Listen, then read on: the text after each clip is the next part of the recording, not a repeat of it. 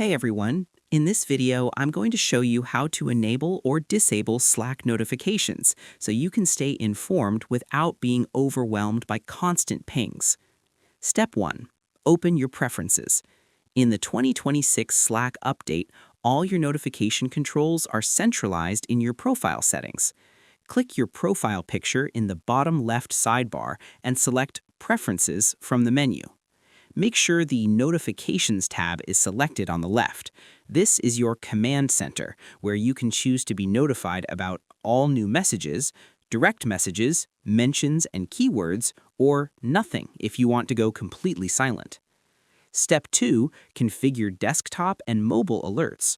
You don't have to have the same settings for your computer and your phone. Scroll down to the When I'm Not Active on Desktop section. Here, you can enable or disable mobile push notifications. I recommend setting the Notify Me on Mobile delay to 1 minute if you want instant alerts while away, or uncheck the box entirely to disable mobile notifications while you're focused on your desktop. You can also toggle sound and appearance settings here to mute all notification sounds if you prefer a visual-only experience. Step 3. Manage specific channel notifications. If one specific channel is too noisy, you can disable its notifications without affecting the rest of your Slack. Open the channel you want to change, click the channel name at the top, and select the Notifications tab. From here, you can select Mute Channel to stop all alerts, or set it to Just Mentions, so you only get pinged when someone specifically needs you.